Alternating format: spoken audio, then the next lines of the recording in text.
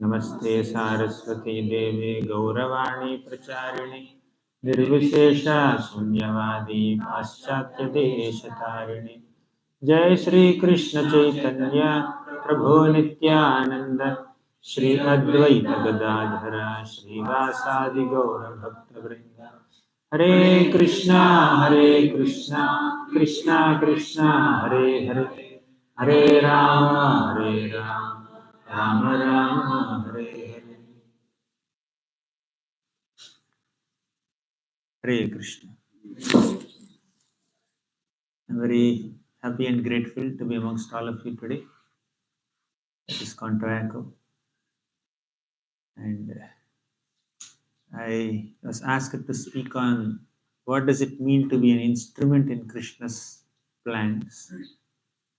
Very profound topic originating from the pages of Bhagavad Gita. In the Bhagavad Gita, Krishna asked Arjuna, you act as my instrument. You act as instrument in my plans, my will. So let's see.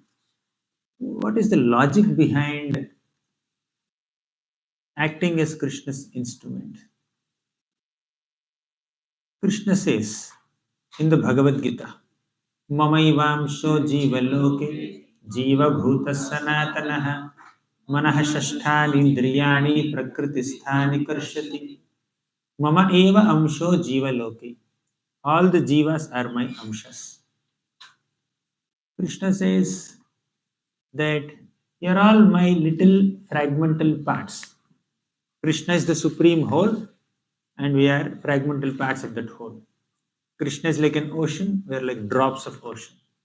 Krishna is like big forest fire, we are like sparks of that fire, right?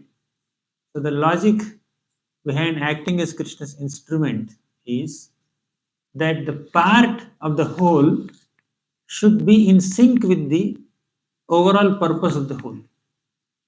Prabhupada also gives this example. This hand is a part of the body. This finger is a part of the body. So when the body has some kind of itching sensation here, the finger is supposed to go there and then scratch. The body, overall body needs something. So the hands are supposed to serve the body. The legs are supposed to move to a direction where they get something that the body requires. So similarly, as we are all parts of the Lord, we are supposed to be acting in sync with the Lord's will, in sync with the Lord's desires and plans. Further, Krishna also says that Jivera Swarupuhai Krishnera Nityadas.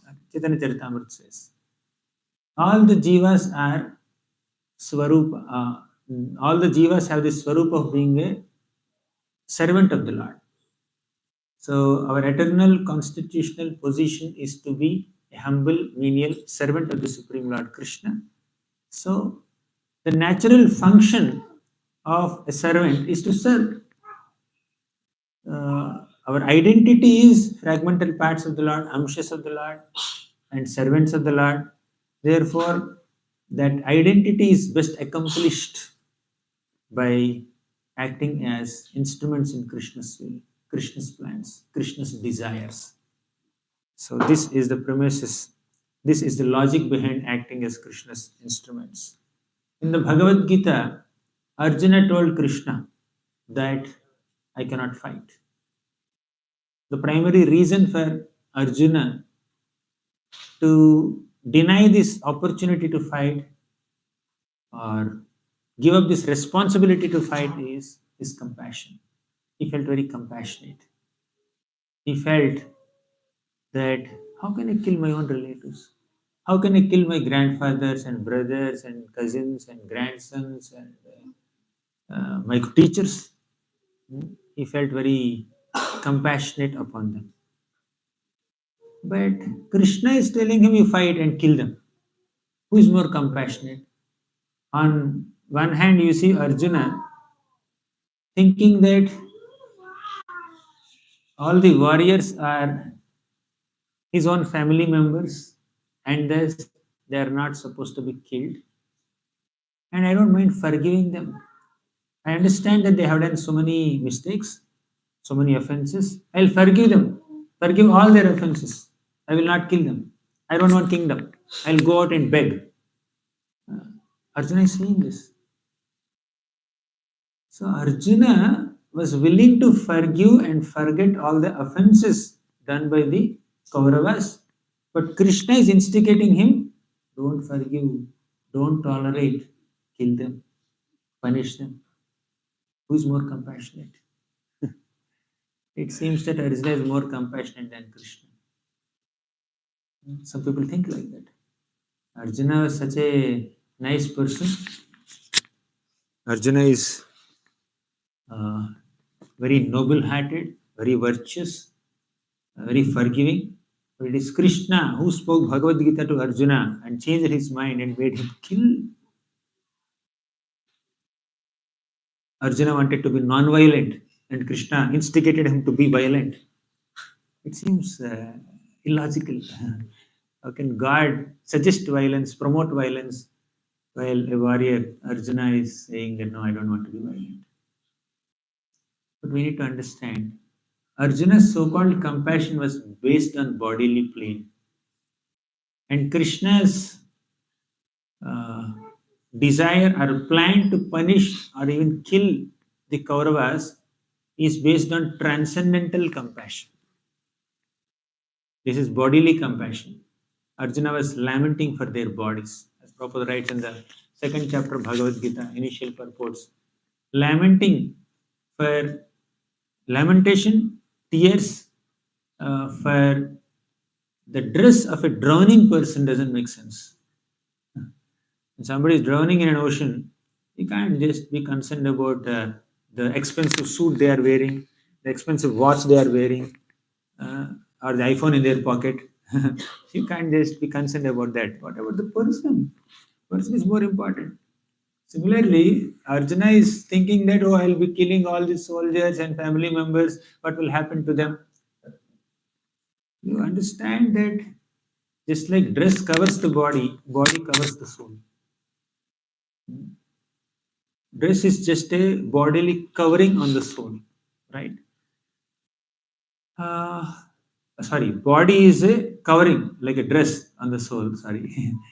So Arjuna was lamenting for the dress, for the body, ignoring the fact that soul is eternal. So Krishna enlightened Arjuna. He said that, please understand, देहिनोऽस्मिन् यथा देहे कौमारं यौवनं जरा तथा देहांतर प्राप्तिर धीरस्तत्र न मुह्यति. Dhiras, sober, wise, gentle people will not get bewildered when the body dies. Because even within one lifetime also, the body is constantly changing. It's subjected to various transformations. Body keeps changing. And the soul remains the same. Kaumaram yavvanam jara. From childhood to boyhood to youthhood to old age to death. It's the same person, the soul, who is traversing through all the stages of the body. Don't lament unnecessarily. And when a miscreant is punished for whatever he has done, it is beneficial for the miscreant.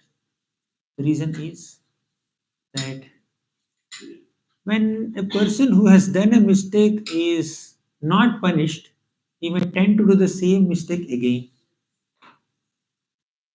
He may think that this mistake is also appropriate. When somebody does a sin, if he doesn't get reaction to that sin, naturally they feel that I can continue on with this kind of mentality, with this kind of behavior. Right in the childhood of Pandavas, Duryodhana and Party tried to kill Bhima with poison. But he was not punished. Immediately Kurukshetra war did not happen, isn't it? So therefore they went ahead and they tried to set fire to this huge mansion in which Pandavas were living. They wanted to burn them alive. Still they did not get punishment. Still Kurukshetra war did not happen. So they were encouraged to do more nefarious activities. They called them for a gambling match. They defeated. Still, they did not get punishment. They even tried to disrobe Draupadi. Still, they were not punished. And they sent Pandavas on exile for 13 years. Still, they did not get punishment, the Kauravas. Finally, after completing their 13 years of Vanavas exile, when Pandavas came back and asked for their kingdom, Duryodhana did not return. When Krishna personally went for a negotiation with Duryodhana, Duryodhana said, "Forget half the kingdom. I will not give them that much land that can be accommodated under the tip of a needle." How arrogant he was. Still, you have to tolerate. You have been tolerating all their nefarious activities since childhood till this point. No more tolerance. You can forgive a person once, twice, thrice, 4 times, 10 times, not forever. Krishna said, "Stop this forgiving business. Kill them. This is dharma." So Arjuna's compassion was based on a bodily platform and he's been getting too sentimental. But Krishna is thinking little more logically. A adharmic person must be punished for the adharma he has done. So we should not regret for it unnecessarily. And Krishna is expecting Arjuna to act as an instrument in his will. My will. What is my will? Why did I appear on this planet? Paritranaya sadhuna vinashaya chatushkrutam dharma samsthapanarthaya sambhavami yuge yuge. I appeared on this planet to protect the righteous, to punish the vicious, and to establish dharma. And I did it personally. Now I want to do these three things through all of you, through Pandavas. Krishna personally punishes the miscreants and protects the innocent. Sometimes Krishna does the same job through his devotees. Pandavas, you do paritranaya sadhuna, you do vinashaya chatushkruta, and you establish dharma. I will assist you. Devotees assist Krishna in establishing dharma. Sometimes Krishna encourages, inspires, and assists the devotees in establishing dharma. They both are one unit. As we said, every living entity is a part and parcel of Krishna, is an amsha of Krishna, is a servant of Krishna. So they must act together. Master and servant should be in sync with each other. Their moods should match. Their desires and their purposes should match. But although everybody is a servant of Krishna, not many are in this consciousness of being a servant of Krishna. Ekala Ishvara Krishna Arasau Bhartya. Krishna is the one and only master, everyone else is Bhartya, servant. But how many quote unquote servants have the mood of being a servant? How many souls consider themselves servants of Krishna? How many living beings? Every living being is part and parcel of Krishna, but not every living being is inclined to serve Krishna. That's misfortune. But devotees are inclined to serve Krishna. And devotees should align their mood with the will of Krishna, with the desire of Krishna, with the purpose of Krishna, with the mission of Krishna. Okay, that's the logic here. So, Krishna's purpose is paritranaya sadhuna vinayashaya chatushkritam dharma samsthapanarthaya. Therefore, he appeared. And that should be the purpose of Pandavas also. Pandavas must also participate in this mission of protecting the righteous, punishing the vicious, and establishing dharma. That is our will. Now, Krishna wants to reclaim all the living beings whenever he descends on this planet.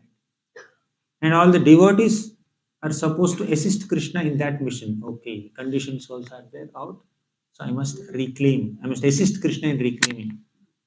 So Prabhupada, like a warrior, devotee of Krishna, he came to the Western countries and his mission is to assist his Guru and ultimately Krishna and Lord Chaitanya Mahaprabhu in their mission of reclaiming the conditioned souls. How do you reclaim the conditioned souls? By inspiring them to perform Bhakti Yoga. Follow the path of Krishna consciousness. That's acting as instrument in Krishna's will. Krishna's will is to reclaim the conditioned souls in this material world. Or paritranaya sadhuna, vinayashaya chatushkritam, dharma samsthapana. And devotees are meant to assist Krishna in this mission, being parts and parcels of Krishna. So this is Krishna's expectation from Arjuna. But Arjuna thought, no, I will not kill. They are my family members. So instead of keeping Krishna's purpose in center, Arjuna kept the body in the center. I have a bodily relationship with all these people, my relatives, so I will not kill them. Your body is temporary. Your relationship is temporary. Even if you don't kill them, don't think that they will just go home. Prabhupada says in one lecture. If Arjuna doesn't kill these Kauravas, they will not go home. Someone else will kill them. If nobody kills them, at least they will die naturally. Body is not permanent. Body will become old. Old age and disease and death are common for any material body, however strong and healthy it may be at one point of time. So Arjuna is supposed to assist Krishna in his mission.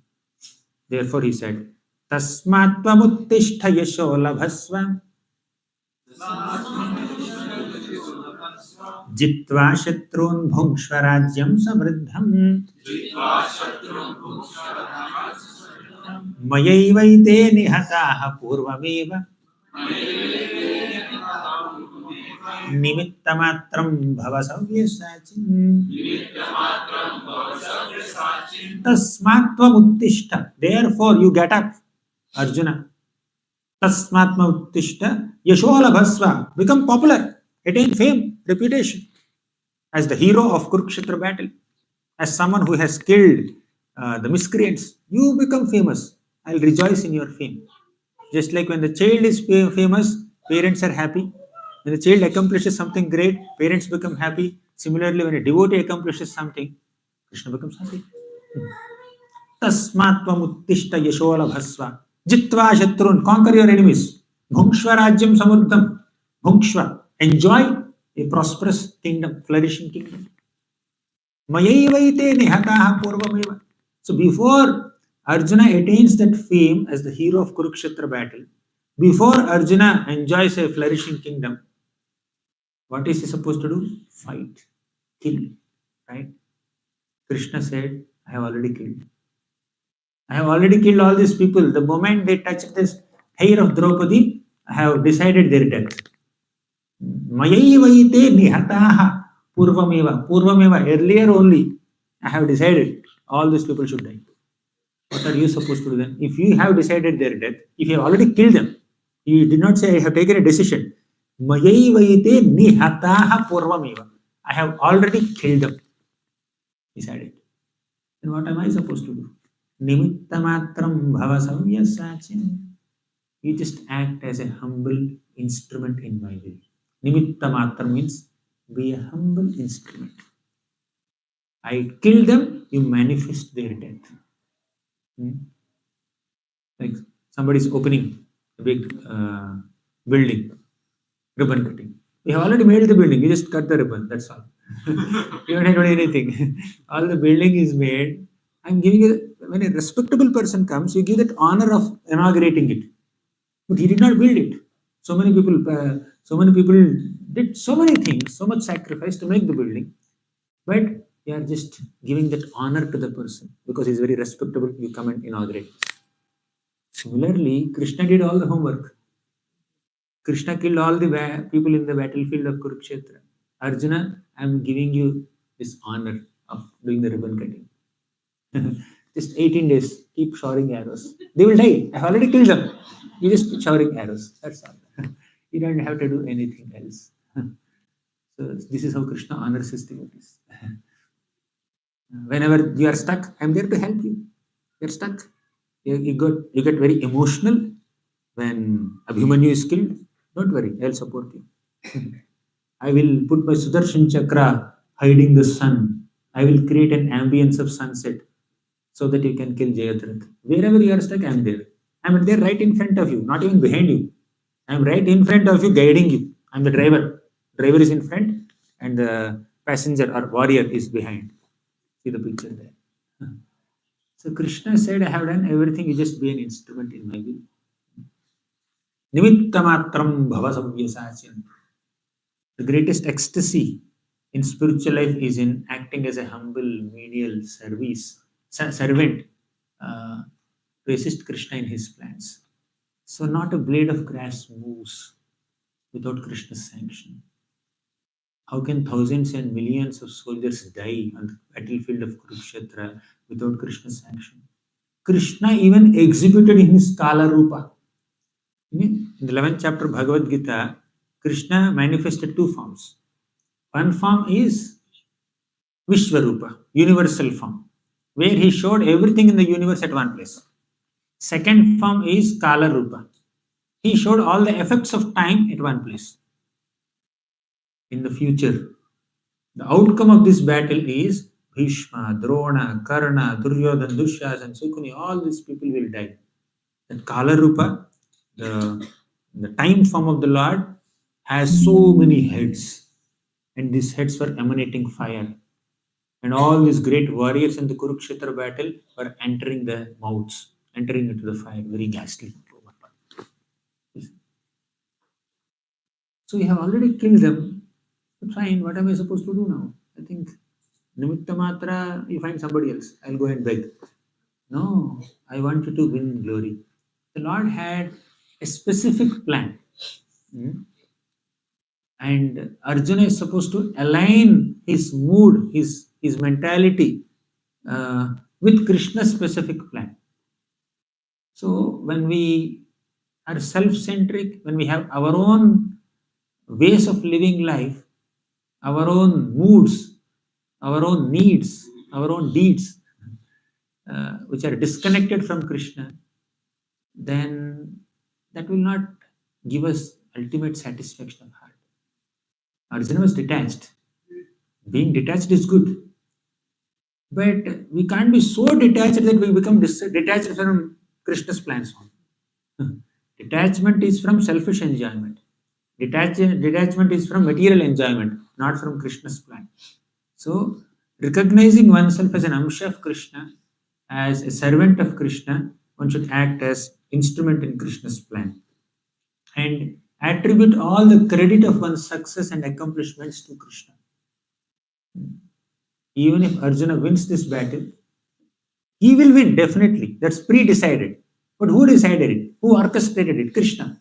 Therefore, Arjuna is supposed to act according to Krishna's will and give the credit of this accomplishment to Krishna. In doing so, Arjuna derives the greatest pleasure. So, Arjuna is addressed by Krishna as Parantapa. Nimitta matram bhava savyasachi. What is savyasachi? One who can use both hands to release arrows. How? I don't know. I never did it. Right? I never released arrows from even one for one hand, forget two hands. But Arjuna is such a powerful, expert warrior. He has so many military certificates. Arjuna is a celebrity in those days.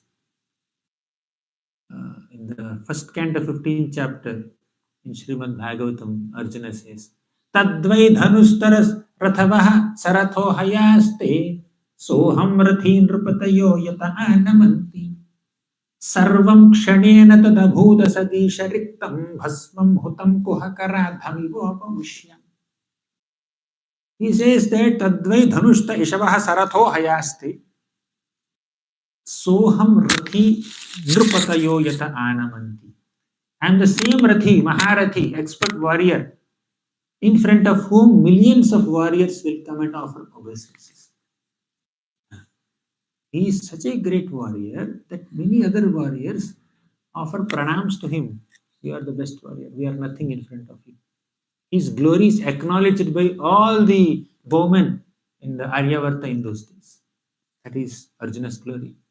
He is Savyasachi. He is Parantapa. Parantapa means one who can conquer all enemies. Still, he is Nimitta Matram. What does it mean? Although he is expert, he himself has so many military certificates, he is so accomplished, still he is an instrument in Krishna's plan.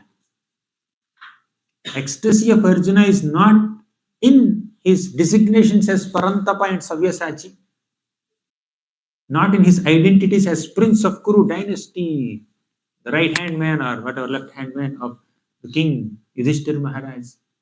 His ecstasy is in Nimitta Matra, acting as an instrument in Krishna's plan. So Krishna revealed the consequences of the war by manifesting his Kala Rupa. Still Arjuna had to fight. You see, father knows the answer to a mathematics problem. Child is struggling to solve the mathematics problem. Father knows the answer, but the father doesn't reveal. Father teaches the child, you should, this is how you should solve it. Child can say, why can't you just tell me the answer? I will save my 5 minutes or 10 minutes. Just tell me the answer.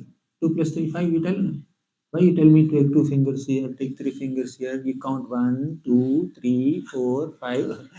So why should I do all this? Just tell me 5, 10, 20, whatever it is. I'll just write and I'll go and play. Will the father agree? No. Child has to know the process. Similarly, although Krishna has decided the outcome of the war, he also showed in a 3D display, not 3D, 4D, 10D, 1000D probably. How many D? I don't know. In such a display, means Arjuna, wherever he saw, he's only seeing that form. Even if you see a 3D movie, you see in one direction. You see somewhere else, you see seats and exit from the theater.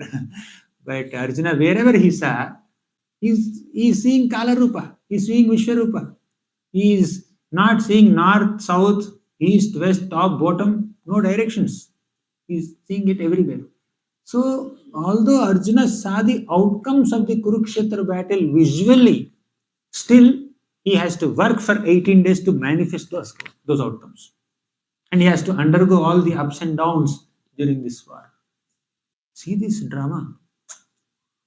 It's decided Jayadratha will die. But Jayadratha and all these other warriors will kill Abhimanyu. And Arjuna becomes extremely emotional after hearing Bhagavad Gita. You are the body, you are not the body, you are the soul. Never lament. Dhirastatra na muhyati.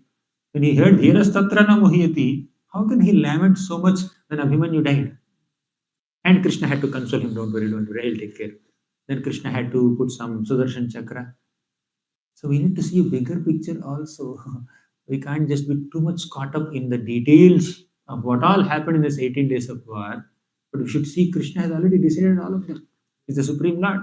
Many people go through all these details and they blame Krishna. Krishna is very diplomatic. He manipulated the situations. He cheated. He did like this, he did like that. Krishna is the Supreme Lord. He has already decided the outcome of the war. But he's allowing Arjuna to undergo some experiences, Bhima and Yudhishthir to undergo certain experiences, so that we learn lessons. And all these Pandavas are acting as instruments in Krishna's will. So, despite Arjuna's talents, power, fame, reputation, glory, expertise, his actual glory is in acting as an instrument in Krishna's will. Therefore, we should not overly identify ourselves with our abilities, talents, skills, experience, age, etc. We should identify ourselves as humble instruments in Krishna's will and be grateful for an opportunity to be engaged in some service under the umbrella of Krishna consciousness. Let's be grateful for it. So, detachment should be there, but detachment should not disconnect us from Krishna's plans. We should be attached to Krishna's plans. In the 10th canto of Srimad Bhagavatam, 21st chapter, Sukadeva Goswami describes a song sung by the gopis. What is that song? The song just glorifies Krishna's flute. The pastimes of Krishna's flute. How Krishna's flute is mesmerizing all the residents of Vrindavan. How the flute song of Krishna is attracting the attention of even devatas flying in the sky. Even the animals and birds and gopas and gopis and cows and calves in Vrindavan, even trees and rivers are getting attracted to Krishna's flute song. So, very beautiful. Varhapidam natavarabapuh karnayor karnikaram Bibharadvasah kanaka kapisham vaijayantim chamalam Randhran venoradhara sudhaya purayan gopavrinde Vrindaranyam swapadaravanam pravishat gita kirti. Jai Shri Gauranga Darshan. Krishna is filling the nectar of his lips into the holes of his flute and creating mesmerizing ragas, melodies, and those melodies are moistening the eyes of those who hear this flute song. The flute is dry, a dry piece of wood. Although it is dry, it can moisten the eyes of people who are hearing. They're in ecstasy. The flute has so many holes. It's hollow stick with so many holes in it. Something that is having holes cannot hold anything. But Krishna's flute is holding so many ragas. If Krishna can empower a dry piece of wood that has so many holes to perform such inconceivable pastimes to attract the attention of so many residents of the universe, why can't Krishna empower a humble devotee who is willing to act as an instrument in Krishna's will? So the flute is glorious because the flute acted as instrument in Krishna's will. We may think, is Krishna using me?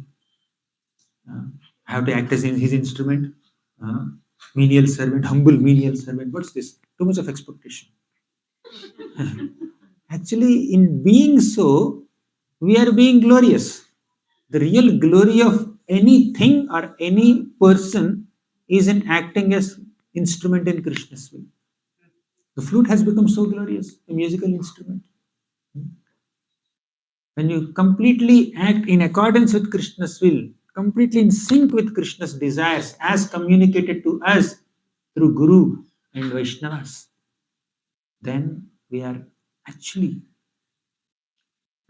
fulfilling the real purpose of our life. We are actually deriving greatest satisfaction. Savai pumsam paro dharmo yato bhaktira dhokshaji. The paro dharma, the supreme duty, the supreme status of any living being is to render devotional service unto Krishna. And if you do it without any expectations in return, ahituki, without any breaks or inconsistencies or irregularities, apratihata, then ye atma suprasidati, then our heart is completely satisfied.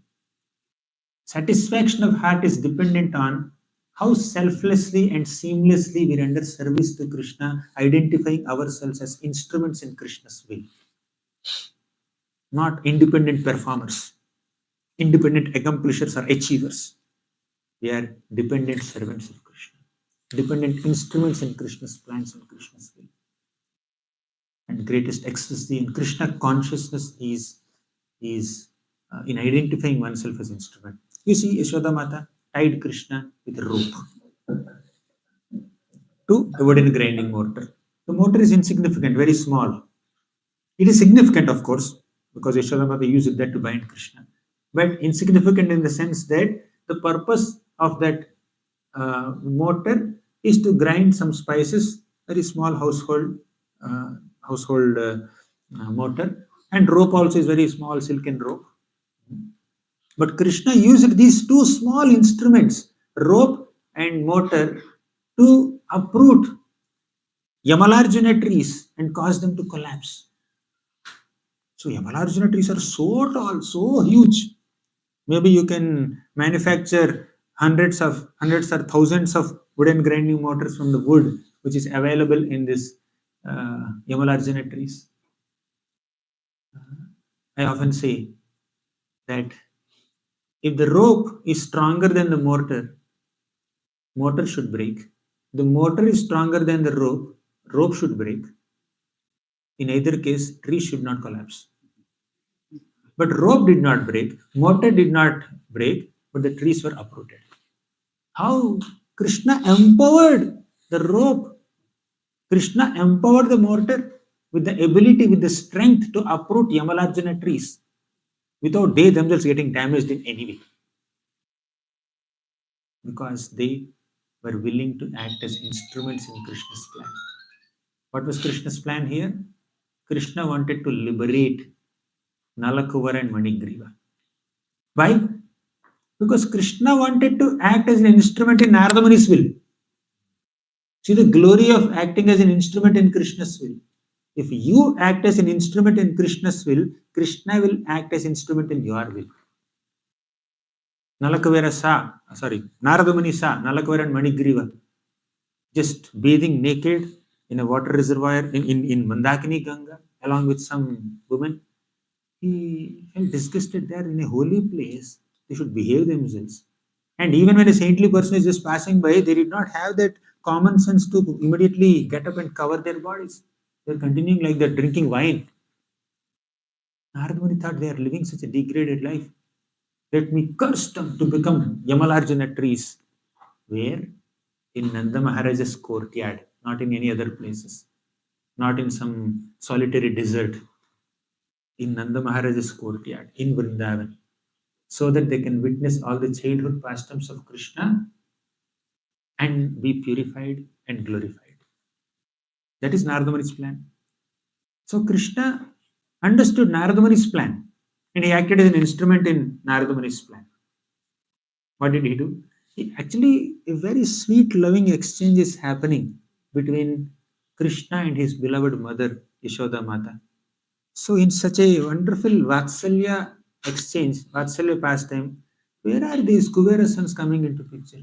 Why Krishna had to divert his attention to Nalakover and Manigriva when he's having some kind of Leela with Yashoda Mata and Vrajavasis? Narada Muni wanted. Kuver Atmajau Badha Murtaiva Yadvat Tvaya Mochitau Bhakti Bhajau Krutau Cha Tatha Prema Bhaktim Swakame Prayacha Namo Shegraho Vesti Damodare Baddhamurtaiva Yadvat. Krishna was acting as an instrument in Yashoda Mata's will. What was her will? To bind Krishna, to arrest Krishna, to not give any independence to Krishna to go out and search for butter and steal butter. Her will is to bind Krishna. And Narada Muni's will is that Krishna liberates Yamalarjuna trees. So Narada Muni, Krishna acted as instrument in the will of Yashoda Mata and also in the will of Narada Muni, but he kept aside his will. His will is to play. He kept aside his will or ichha, his desire to play and steal butter, and he gave importance to Narada Muni's will and Yashoda Mata's will, and he is still bound. Although he liberated Yamalarjuna trees, he was bound. The liberator is in bondage. The Mukti Pradata is Baddha. Baddhamurta Vayadva. Baddhamurti, but Tvaya Mochitav. He can do Vimochan, but he cannot do Vimochan of himself. He is a Baddhamurti. So that is the glory of acting as an instrument in Krishna's will. Sometime back we asked this question, and a devotee questions, why is Krishna expecting this from me? Why should I act as his humble, menial servant and instrument? If you do so, see what Krishna does. See how much Krishna reciprocates with us. That is love. Love means to act in accordance with the will and the mood of the beloved. A devotee acts according to the mood of his beloved Lord Krishna, and Krishna acts in accordance with the mood of his beloved devotee. That is love. This is love. This is not control. I'm an instrument in somebody's will. Why is he controlling me? Why is he not giving me freedom? No, it's not control. This is care. This is love. This is affection. So let's go ahead. Lord Chaitanya Mahaprabhu was touring the South India. Then he met Ramananda Rai on the bank of Godavari. There, Lord Chaitanya Mahaprabhu asked Ramananda Rai, can you please describe Radha Krishna Tattva? And the conversation became very exciting. And they started discussing about Radha Krishna Leelas. And Mahaprabhu started appreciating Ramananda Rai. You are the best authority as far as Radha Krishna pastimes and Leela are concerned, Tattva is concerned. You are the greatest authority. And you know what Ramananda Rai said? Mora jihva veena yantra tu bhi veena dhari. Tomar mane yehi uthe tahai uchhari. Mora jihva veena yantra. My tongue is just a stringed instrument, veena. Tu bhi veena dhari. Veena, does it have any independence to produce ragas on its own, melodies on its own? There's a veena dhari, a player. he has to play. Accordingly, the veena will, whether it's sometimes exciting melody, sometimes very tragic melody, sometimes very slow, soothing, sometimes very fast. So every melody has its own feel. So according to the mood of the veena player, veena will produce sound. Similarly, Lord Chaitanya Mahaprabhu, you are the veena dhari. You are the player of veena. I am just a veena in your hand. Whatever you make me speak, I am speaking. So Ramananda spoke very authoritatively, conclusively, categorically, with absolutely no ambiguity, Radha Krishna Tattva, but is giving all the credit to Mahaprabhu, and he says, I'm an instrument in your will. You wanted Radha Krishna, Leela, and Tattva to be manifest from my mouth, it's happening. I don't know anything. Then he also said, Raya kahe, Aminata tumi sutradhar, ye mata nacha wo taiche chahi nachi bar. Raya kahe, Ami Nata. I'm just an actor. Tumi Sutradhar. He's speaking about puppet show. So olden days, when there were no animation movies, there are puppet shows. So a string puller will just pull strings like this. There are strings tied to every finger, so they just move like this. This hand is moving Narasimhadev. This hand is moving Prahlad. Okay, so they will just pull strings like this. So you are the string puller, you are the wire puller. I am just a puppet. You are the director, I am an actor. Ami nata tumi sutradhar. Sutradhar means one who is holding the wire. Then yehi mata nachavo taiche chahi nachibar. Very important point here. When you are acting as an instrument, there are two types of instruments: animate and inanimate, lifeless and live instruments. When a wire puller is just pulling the wires, the puppet has no independence. Puppet is not a living thing. So puppet has to dance, right? Veena is an instrument, and Veena has to produce melodies as per the mood of the Veena player. But a human being, a living being, a devotee has some desires, has some independence, has some intelligence, has some common sense, has some preference. How can you equate a living being to a normal thing? Now there's a mic here, or there's a remote here. So when I have to go to the next slide, I press this. If I go to previous slide, I press this. It has no independence. Whatever way I press, that slide only it has to show. But imagine it has life. It has its own tastes and preferences and desires. So why would this act as instrument in my will? That's where voluntary spirit comes into picture. Our Ramananda Rai said, Yehi mata nachao taiche chahi nachibar. The way you make me dance, I will dance, is one statement.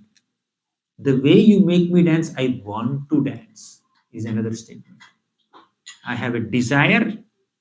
I want to voluntarily engage my desires in relationship with your desires.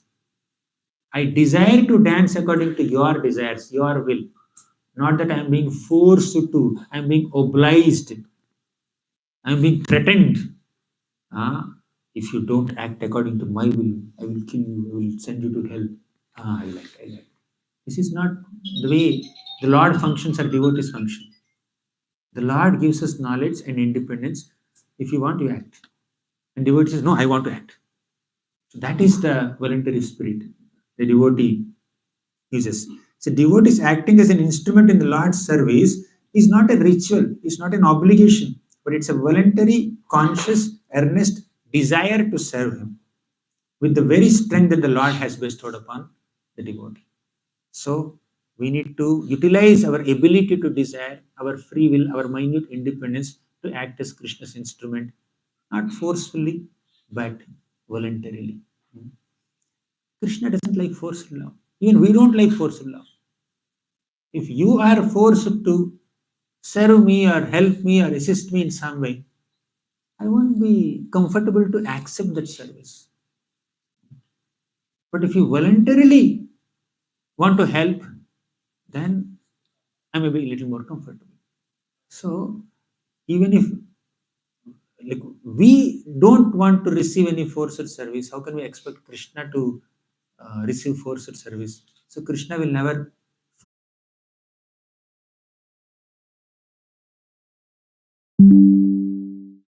them to do. Can't Krishna do hypnotism? Earlier I had this great doubt. Why can't Krishna change the minds of everybody and make everyone pure devotees? Why he has to give independence? Why he has to allow the conditioned soul to engage with material modes and do all kinds of material activities and do sense gratification and fall down like this? If Krishna like this, Krishna has all ability, he's omnipotent, he's omnipresent, he has all energies. If he wants, he can just within the fraction of a second Why he has change to all our minds and make us allow the conditioned soul to engage with material modes? The consequence then we will become like machines. A machine has no independence. Like this has no independence. Krishna has all So that the Lord machine has has no independence to act according to one's own desire, but a living entity has. If a living entity voluntarily chooses to engage one's abilities in Krishna's service, then such a service is acceptable to Krishna. And I have to go to the next slide. I press. But if we are hypnotized or Maintenance. manipulated or forced to serve him, he's not. It's like my mechanical service. So it may help me, this may help me, this may help me, but I cannot have any emotional satisfaction with all this. None of the instruments or machines or gadgets that we have can satisfy our emotions. They may give us certain physical comforts, but they cannot satisfy our emotions. Emotions are satisfied only by a living person, a living being. And Krishna is a living being. And all the parts and parcels of Krishna, all of us, we are also living beings. When one living being emotionally connects with another living being and voluntarily chooses to serve him or love him, then the other living being's emotions are satisfied. They feel happiness at heart. It's not a body to body connection, it is heart to heart connection. So, no forceful love. He gives us knowledge, he gives us some independence, and he tells us, you only choose. You want to serve me? Serve me. I'm happy to receive service. You don't want to serve me? Fine. My Maya is there to handle you with care. Okay. So my Maya will take care. I don't have to do anything. So this is how it's up to us how to decide. You want a proof? At the end of Bhagavad Gita, Krishna said. By the way, Krishna never forced Arjuna to fight. He chastised initially, he scolded initially just to give him good knowledge. But ultimately he said, you decide. Whatever you want to do. My plan is fixed. I will act according to my plan. If you want to assist me in my plan, you're welcome. If you don't want, fine. Entire Maya is there. I have created Maya for all that. He said, Arjuna said, Nashto moha smritirlabdha tvat prasadan mayachyuta sthitosmi gata sandeha karishye vachanam tava. Karishye vachanam tava. Arjuna chose to act as Krishna's instrument. Don't think that Krishna forced Arjuna to fight in this war. Arjuna chose to act as according to Krishna's will. He said, Karishye vachanam tava. I will act according to your words, your instructions, your expectations. You want me to assist you in paritranaya sadhuna vinayashachi dushkritam dharma samsthapanarthaya? You want me to win glory? Jitva shatrun bhangshva rajyam samurdham? I will do it. I have no interest in rajya. But you are telling me, bhangshva rajyam samurdham. Okay, I will accept kingdom. I have no mood to conquer shatrus, but you are saying jitva shatrun. Fine. I will conquer my enemies. I don't want kingdom. I don't want victory. He already declared it in the initial chapters. Even later also, Arjuna had no attachment to any kingdom. They're happy in the forests also. They're happy in the palaces also. They are happy anywhere doing some service to Krishna. The devotee is always happy. Narayana paras sarve nakutaschana vibhyati swarga apavarga narakeshu api tulyartha darshana. Narayana paras sarve, those who are Narayana para, those who are completely dedicated to Lord Narayana are Na kutaschana bibhyati, they are never fearful anywhere. You send them to Swargalok, you send them to Narakalok, you give them moksha, doesn't matter. We'll chant Hare Krishna wherever we are. We'll serve Krishna. So, you know what Krishna said? Iti te jnanam akhyatam guhyat guhyataram maya vimrishyetadasheshena yithechasi tatha kuru. I gave you confidential knowledge. I spoke to you karma yoga, gnana yoga, dhyana yoga, bhakti yoga, the three material modes, so many other topics, kala, karma, jiva, prakriti. I spoke so many topics to you in Bhagavad Gita. Vimrishyetadasheshena. You deliberate upon them, you analyze them, and act according to your decision. He said, Yathechasi tatha kuru. Whatever appeals to you, whatever you think is appropriate, you do that. That's all. Yathechasi tatha kuru. No more hypnotism. No hypnotism at all. So Krishna said in the 63rd shloka, Yathechasi tatha kuru. Arjuna said in the 73rd shloka that Karishya vachanam tava. Krishna never forced Arjuna. Krishna respects our autonomy. Krishna gives us that autonomy and Krishna respects that autonomy. Krishna never interferes with our minute independence. And a devotee uses one's minute independence to act according to Krishna's will without a sense of obligation or force. Krishna is not forcing me. I want to serve him.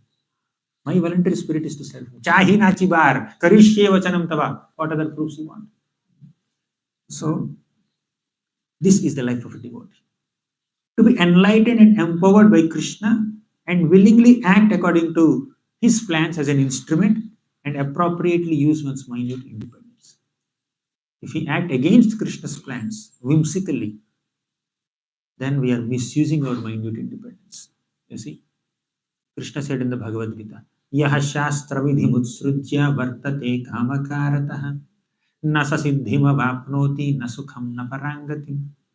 Whoever gives up shastra vidhis, vartate kamakaratah, whoever behaves whimsically, na sasiddhim avapnoti, they cannot get any siddhi, they cannot get any,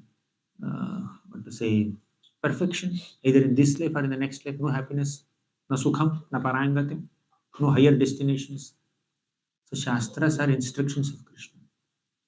So if we act against Krishna's will, these are the consequences. If we act according to Krishna's will, these are the consequences. You choose, no force, like that. If you face the sun when he's rising nicely in the morning, you will see light. But if you choose to turn your face away from sun, you will see darkness, shadow. You want to see shadow or sunlight? You want to see light or darkness? Up to you. Sun does not force us. But if you turn your face away, you will have to see the shadow. That's very clear. If you turn face towards the sun, you can see brightness. But there's no force. You choose. So Krishna gives us the choice. So even if a devotee manages to act according to Krishna's will and accomplish Krishna's mission, there is no pride in one's capabilities. And there is no discouragement with one's disabilities. Sometimes you may not be able to act according to Krishna's will. Because Krishna's will is different for different devotees. Means Krishna doesn't expect every devotee to do the same service. He gives different devotees to different services to different devotees. Krishna expected Arjuna to fight, not Sudama to fight. Sudama, just give me poha, sufficient. Sudama, no, I will not give. No, you should give. Krishna forcefully took Sudama's poha. Krishna never forcefully engaged him. Come on, Kurukshetra battle. Come, you should fight. No, I don't want to fight. You should come. Wear an armor. I cannot bear the weight of armor also. I am so thin. Can't you understand? No, you have to. I will empower you. So Krishna engages different devotees in different ways. Everybody need not do every single service. Some devotees can do book distribution. Some devotees can sing. Some devotees can speak. Some devotees can worship the deities. Some devotees can collect funds. Some devotees can make temples. Some devotees can dress the deity of Srila Prabhupada. Some devotees can make these beautiful garlands. So different devotees can do different services, and We cannot have a stereotyped understanding that every devotee should do this only. Something common is there. Everyone should do Shravanam Kirtanam, that is clear. So some basic devotional practices are common for everybody. Shravanam, Kirtanam, Smaranam, Padasevanam. But the specifics of service will vary according to their specific talents and abilities and the way Krishna has empowered them. Shravanam Kirtanam is mentioned, but garland making and deity worship are not mentioned. Deity worship is mentioned as a principle. But what aspect in deity worship will a particular devotee will pick up depends on the somebody is good at cooking, somebody is good at making garlands, somebody is good at tying turban, somebody is good at uh, stitching dresses. So you would pick up something. The principle is serve the Lord. What kind of service depends on your talents, and talents are given by Krishna. Krishna went to Sudama, florist. He said, "Give me garlands." Krishna went to Kubja. He said, "Give me cosmetics." Krishna did not go to Sudama and ask, "Give me cosmetics, sandalwood bulb." I don't have one. Krishna did not ask garlands from Kubja.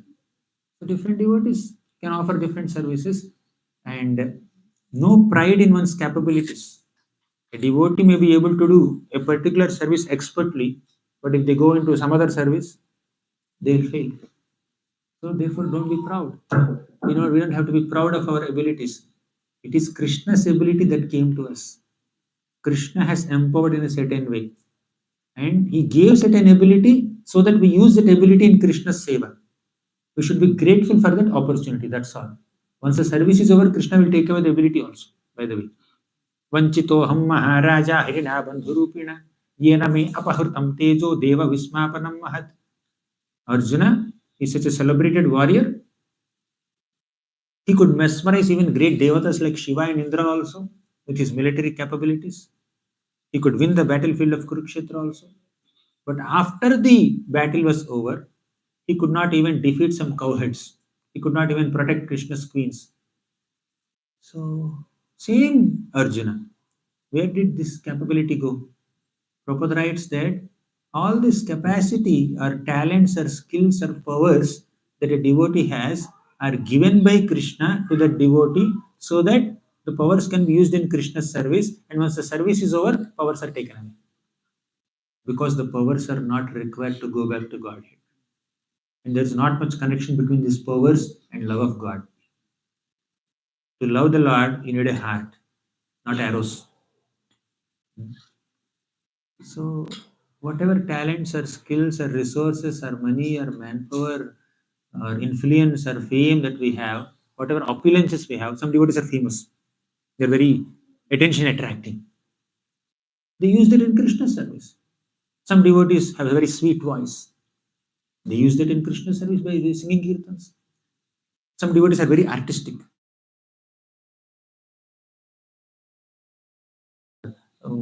Dressing the deities nice. Some devotees are expert in money handling. They take care of accounts. Some devotees are expert in management, managing resources. You give them 10 people, they will effectively engage everybody in their services. They will make a plan with avyartha kalatvam as the main motto. Right? So they will engage everybody effectively. Some people, you give them 10 volunteers. What to do with these 10 volunteers? Come, chant Hare Krishna. But some people, they're expert in management, they can engage them in services also. Everything is required. Everybody's talents have some scope under the umbrella of Krishna consciousness. So we need not become proud of our capabilities. At the same time, when we don't have a specific capacity, we don't have to be envious or, or insecure or discouraged. Right? So sincerely try to use God given, Krishna given abilities in his service and realize that all accomplishments are due to Krishna's sanction, Krishna's will. Correct. Krishna is giving his darshan when we said this point. Hare Krishna.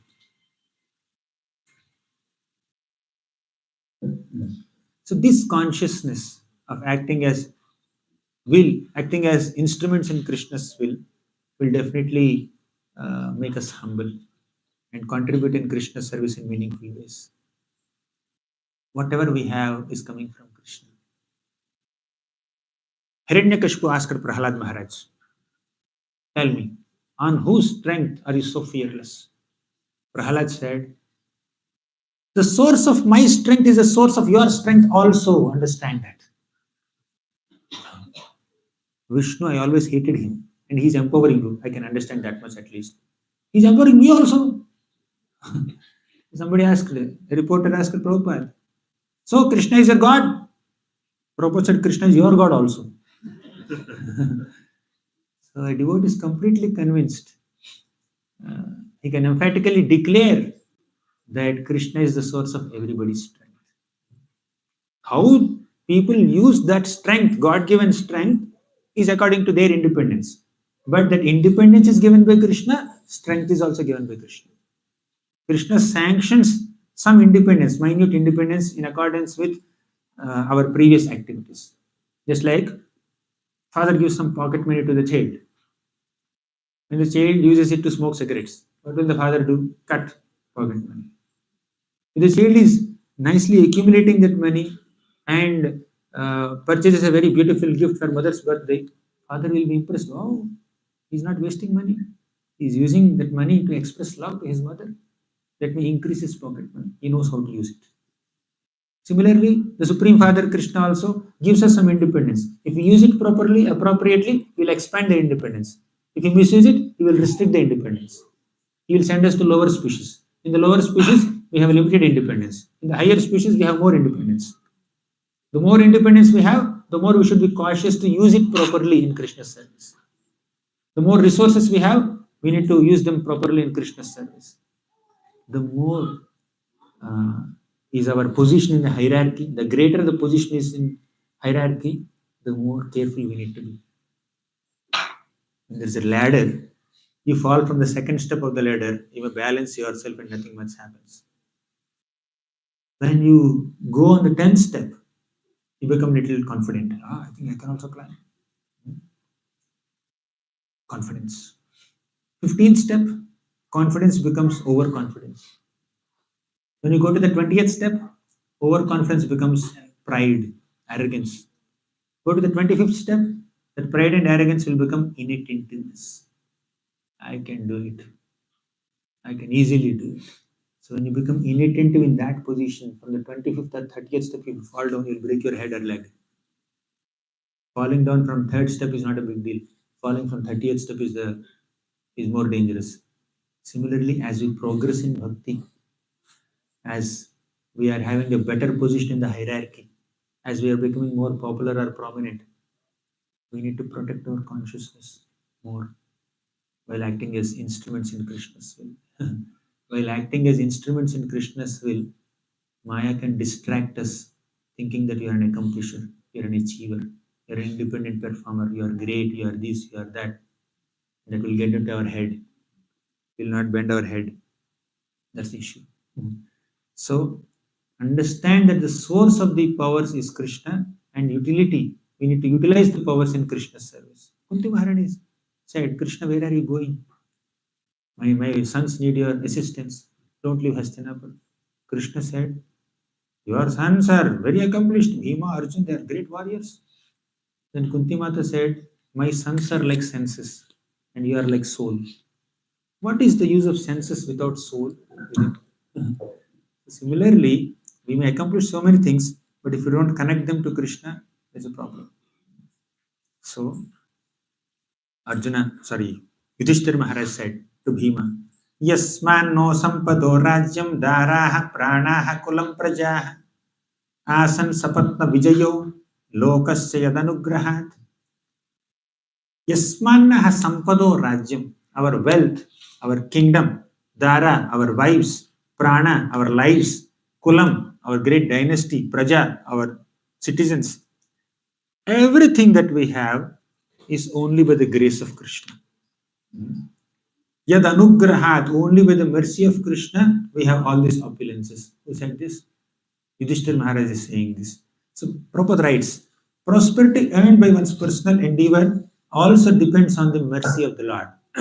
You may do parishrama, you may endeavor to become prosperous, but that also depends on the Lord. Personal labor must be there in addition to the Lord's benediction. Then Arjuna starts speaking. He says that he gives some 10 points. I could win the hand of Draupadi because of Krishna's grace. And we were protected from the wrath of Durvasa Muni in our Vanavas because of Krishna's grace. Bhima could kill Jarasandha because of Krishna's grace. And I could kill Nivata Kavacha demons by Krishna's grace. We regained all the cows of Virata Maharaj by defeating all the Kurus by Krishna's grace. Also, I could enter heaven and impress Indra by Krishna's grace. We could get Maya Sabha from Mayadana by Krishna's grace. We could win the battle of Kurukshetra only by Krishna's grace.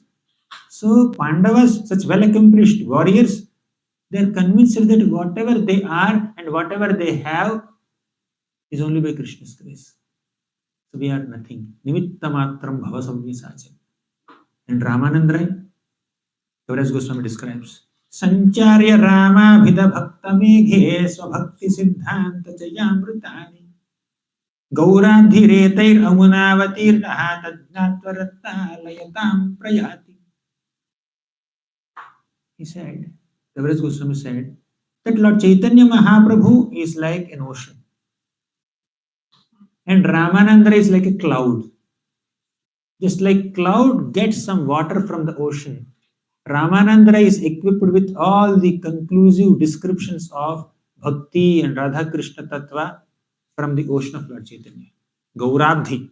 Gauranga is like an ocean of Bhakti Siddhantas. And Rama is like Megha. Ramananda is like a Megha. He is like cloud. So cloud is getting water from the ocean and cloud is raining that water back on the ocean. See? Similarly,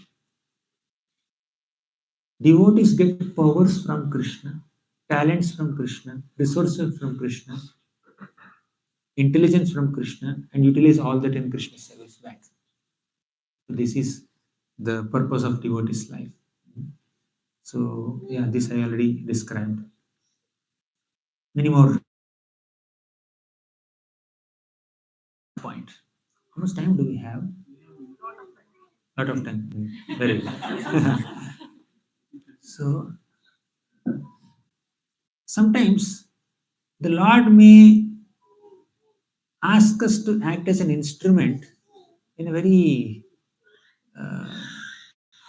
quote unquote demeaning way, apparently, from a material perspective. He may not give us very great prominence in a scene, just like a drama director or movie director may not be able to give great screen presence to every single actor there. The hero may have more screen presence, or some prominent few characters may have more screen presence. But some people, they just come and go once in a while. They may not be having great screen presence or so many words, dialogues to speak. So the devotees are okay with it. Okay, no problem. Now, Hanumanji was a great personality. What he has done for Lord Ramachandra in Ramayana was no less than a miracle. Found Sita Devi, consoled her, pacified her, reassured her, and also he met Ravana, gave him a warning, threatened him, burned the entire Lanka, came back and gave that news to Lord Ramachandra. Out of different parts of Ramayana, Balakanda, Ayodhyakanda, Aranyakanda, etc., Sundarakanda is considered most Sundar, most beautiful. Sundare Kimna Sundaram. What in Sundarakanda, which aspect of Sundarakanda is not Sundar, you tell me. Acharya side lines. In Sundarakanda, everything is Sundar, everything is beautiful. Sundare Sundaro Ramaha, Sundare Sundari Sita, Sundare Sundaro Kapihi, Sundare Kimna Sundaram. Everything is Sundar in Sundarakanda. So Hanumanji was given such great prominence. Of all the episodes in Ramayana, Sundarakanda is the most exciting episode, most beautiful. In that Sundarakanda section, Ram is not there in the picture. Ram is sitting in Kishkindakanda. Sundarakanda entire from beginning to end, it's Hanumanji who is glorified. He has maximum screen presence in Sundarakanda. And he's the hero there. Well, Ram is just waiting for Hanuman to come. In Yuddhakanda, Ram again came back. So in the most beautiful episode of Ramayana, Ram is highlighting Hanuman and he's taking a low profile. When Ram had to cross the Lanka ocean, he had to make a bridge. But when Hanumanji had to cross the Lanka ocean, he just jumped. You see? Of course, Ram is the supreme personality of Godhead. He can jump also. He can disappear from here and appear there also. He's already there also in Lanka. He's there in the hearts of all the living beings. He's everywhere. But to give more prominence to his dear devotee, he took a low profile in Sundarakanda section. So Hanumanji is given such a great prominence in Ramayana. But when it came to Mahabharata, what was the role given to Hanuman? Hanuman, just sit on Arjuna's flag and keep blessing him. And whenever Bhima roars, you join him and you also roar. Why roaring? Once you roar, how can you restrain yourself from fighting? Roar is just the beginning of fight. He says, you just roar and don't fight. Just bless. That's the role. The role is to roar. That's the role given by Krishna to Hanumanji. You don't have to fight. If Hanumanji comes on the battlefield of Kurukshetra, this Duryodhan, Dushasan, Karna, Shakuni, all these people, he will just make them chutney like this. Right? In just one. They are not having so many mantra shaktis and all that. They are like quite inferior demoniac people compared to the demons that Hanumanji encountered. He is coming from Treta Yuga, Treta Yuga warrior. They are Dwapara Yuga warriors. Dwapara Yuga close to Kali Yuga. What power did Duryodhan have in front of Hanumanji? Right? Even Bhima is considered very smaller warrior compared to Hanumanji. Both are Vayuputras, but in power, Hanumanji is definitely much better. So, but Hanumanji was not given great role. Just sit and roar here, don't do anything. Hanumanji did not say, 18 days battle, I'll finish in 18 seconds.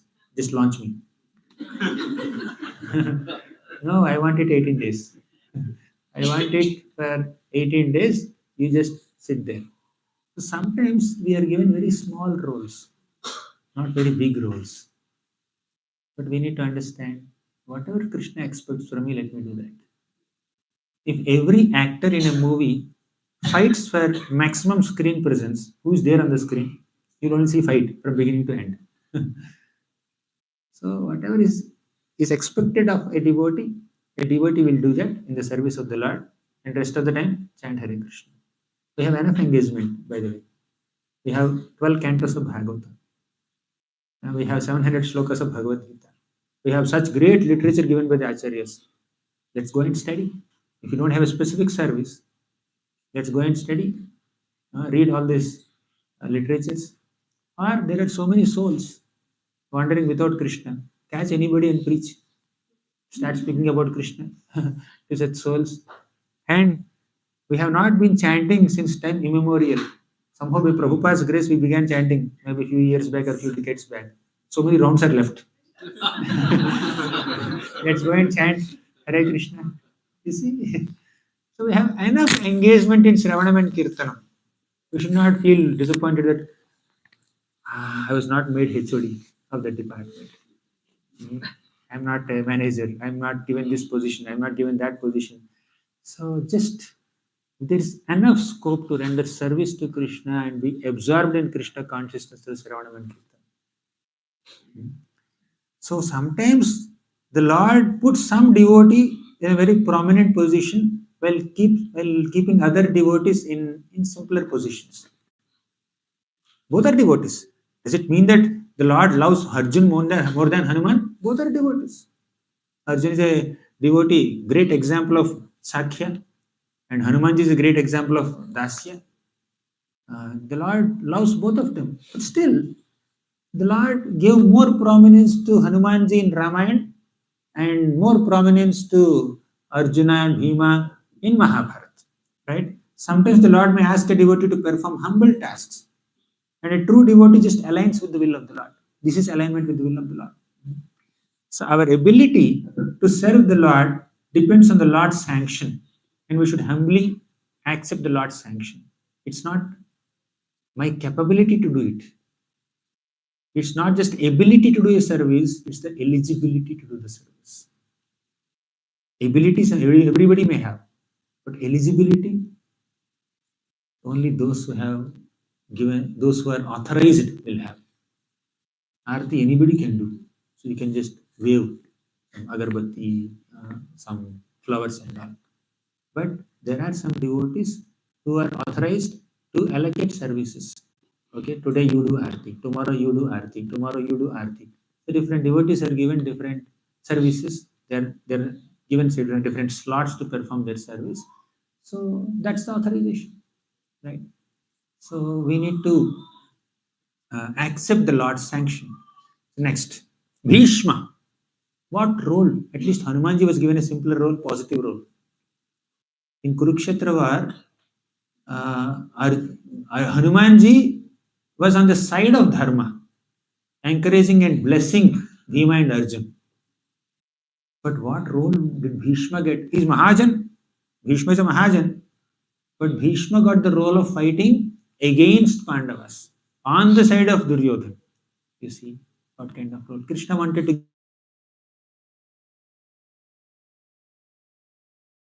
However powerful or accomplished or talented or experienced you may be, if you take the side of Adharma, you will have to be defeated, even by a lesser warrior, younger one. So Bhishma, although such a celebrated warrior, he was defeated in the hands of Arjuna because he took the side of Adharma. Although his body was fighting on the side of Adharma, Bhishma's heart is very much with Krishna. That's why Krishna came in front of Bhishma at the time of his departure. And Bhishma is offering prayers. Iti mati rupa kalpita vitrishna bhagavati sattvata pungave vibhumi. Let my mind completely focus on that sattvata pungava Krishna. Let my mind be distracted or withdrawn from all other kinds of thoughts and desires and focus only on Krishna. Bhishma is offering this prayer. And when Yudhishthira Maharaj became very morose, sad that he became the cause of the death of so many millions of warriors on the battlefield of Kurukshetra, Krishna could not console him. Dhaumya could not console him. Vyasadeva could not console him. But the credit of counseling Yudhishthira Maharaj was given to Bhishma in the presence of Krishna. To give a Bhagavatam class in front of Krishna is not a small thing. In front of Jamadagni, Vyasadeva, Sukadeva Goswami, Parashuram, all the universal celebrities, Brahmarshis, Rajarshis, Devarshis were assembled. And Bhishma is lying on the bed of arrows and giving this class to Pandavas, to Yudhishthira Maharaj. So Krishna highlighted him in such a way. But actually, what was the role given to him? Fight on behalf of Duryodhana. You see, sometimes Krishna may put us in such awkward situations also. So when we are little egocentric or self-centric, we only aspire or desire for comfort for our ego. My ego should be comfortable. My body should be comfortable. My mind should be comfortable. That's how Krishna should engage me as an instrument in his will. Not necessary. Krishna may not oblige with this expectation, by the way. Keep aside your ego. Keep aside your intellectual gymnastics or concoctions. Keep aside all your mental concoctions and self-centric desires. Act according to my will. So this is how Krishna utilizes his devotees as instruments. And when we act as an instrument in Krishna's will, our words are equal to Krishna's words. Not that we want to become Krishna, but a sincere representative of Krishna who is acting as instrument in Krishna's will. When such a sincere devotee speaks, his words are as good as Krishna's words.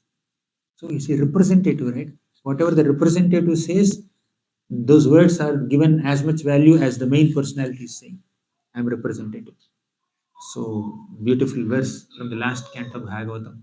Kasmayena vibhasito yamatulo jnana pradipah pura tadrupena janaradaya punaye krishnaya tadrupena yogindraya tadatmanata bhagavadrataya karunyata tatshuddham vimalam vishokamamritam satyam param dhimahi kasmayena vibhasito yamatulo. Right in the beginning of the creation, Lord Krishna taught Bhagavatam to Brahma. And in the form of Brahma, Krishna taught that same Bhagavatam to Narada Muni. Kasmayena vibhasito yamatulo jnana pradipaha pura. And he says that tadrupena, in the form of Brahma, tadrupena means in the form of Brahma, it is Krishna who taught Bhagavatam to Narada. Tadrupena cha Naradaya munaye Krishnaya tadrupena. In the form of Narada Muni, Krishna only taught Bhagavatam to Krishnaya, means Krishna Dvaipayana Vyasa.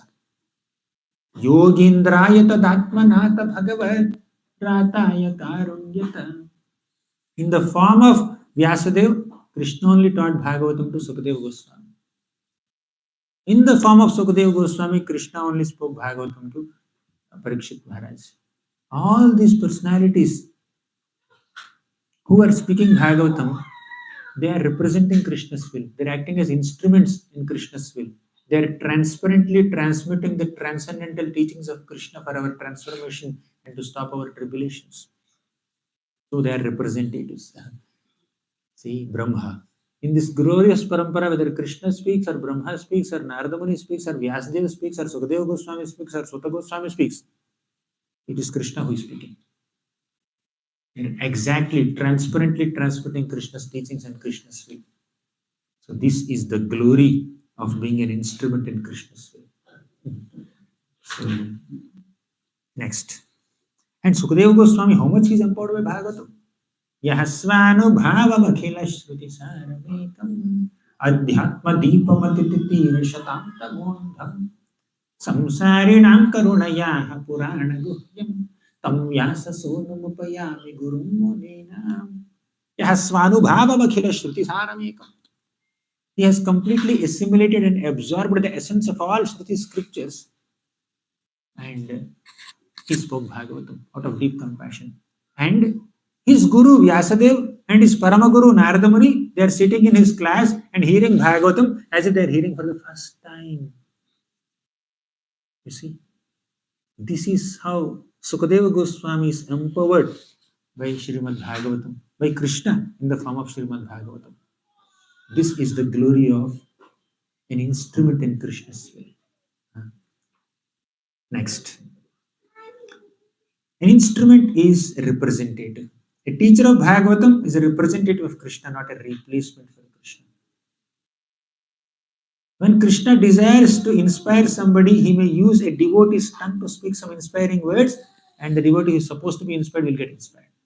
Even when we preach, when we inspire someone in bhakti, when we make them chant Hare Krishna, when we make them understand Bhagavatam, when we bring them to Krishna consciousness, we give them Kantimala, we give them books, you need to understand that it is Krishna who is doing it. I'm an instrument. I'm not doing it. Krishna wants to inspire this devotee. Being so kind and compassionate upon me, Krishna used me as an instrument in his will to connect this devotee to him, like a postman. Krishna says, go and call him. He's on the street. Okay, you will immediately go running to that person and call him. Krishna is calling. That's what a preacher does.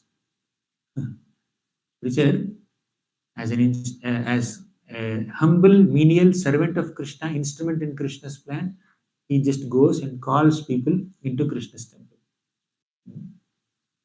If while doing so, if this instrument feels, I'm so great, I brought him to Krishna consciousness. You didn't bring, Krishna brought.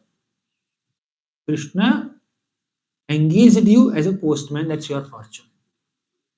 Krishna engaged you as an instrument in his will, that's your fortune. That's all.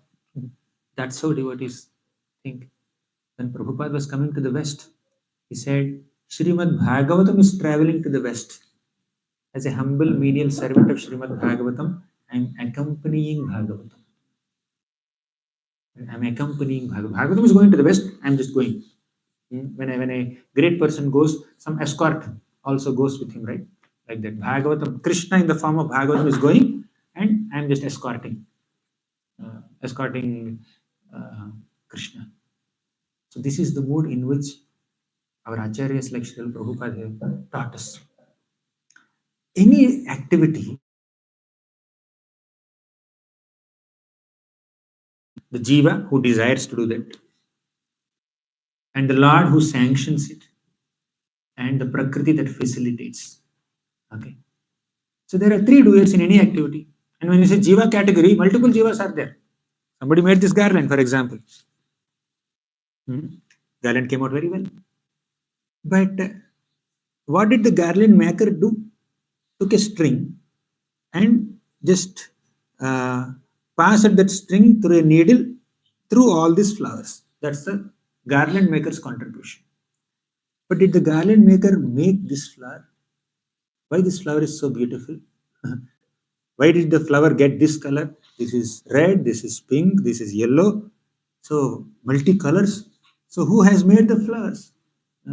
There are some farmers who are growing all these flowers in their gardens, and they also they can't create the seed. Seeds are provided by the nature.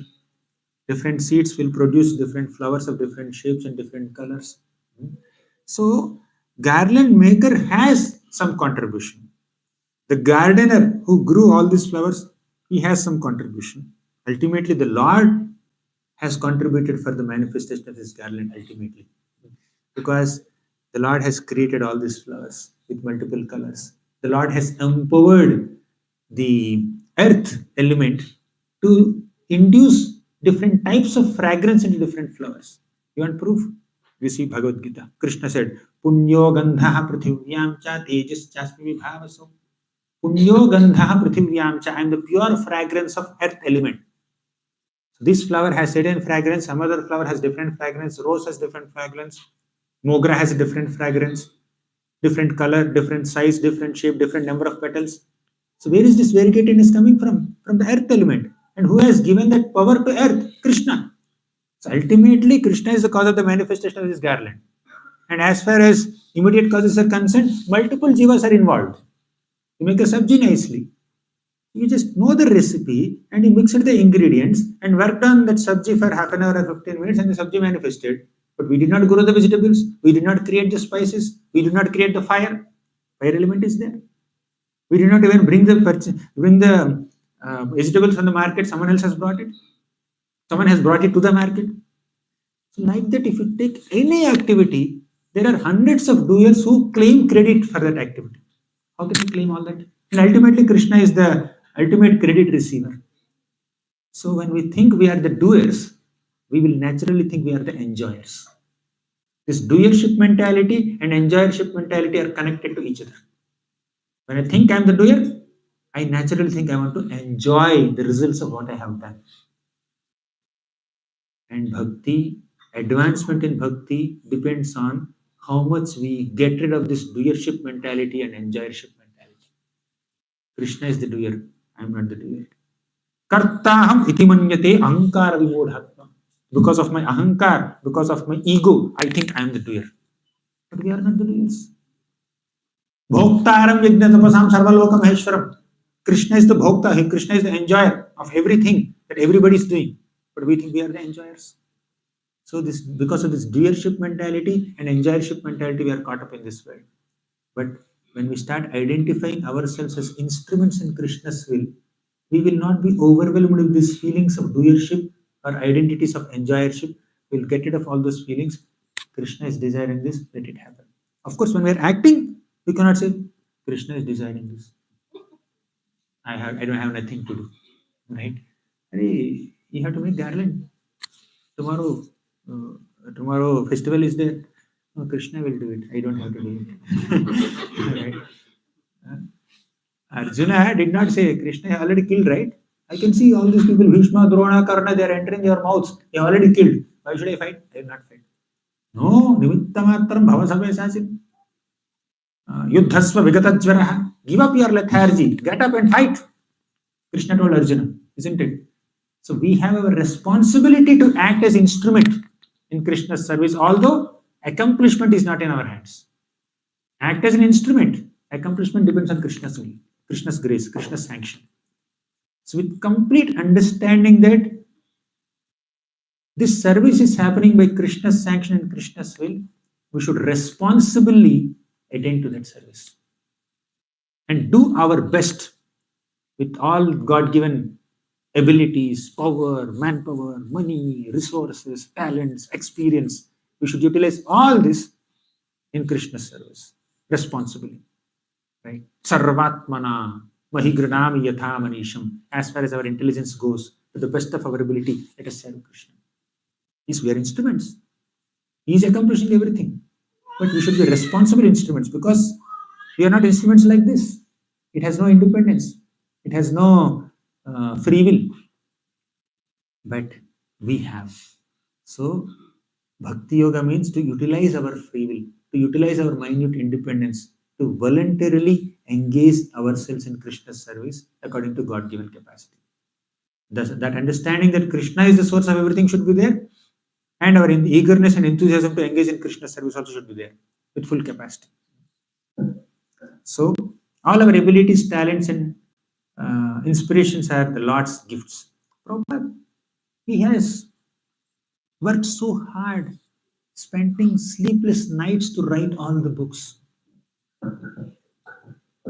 While the whole world is sleeping, Prabhupada is writing books, translating Srimad Bhagavatam, keeping multiple Sanskrit commentaries in front, and distilling the essence of all the commentaries and presenting in his own way according to the understanding of the modern world, adding his own reflections and examples and presenting Bhaktivedanta purports.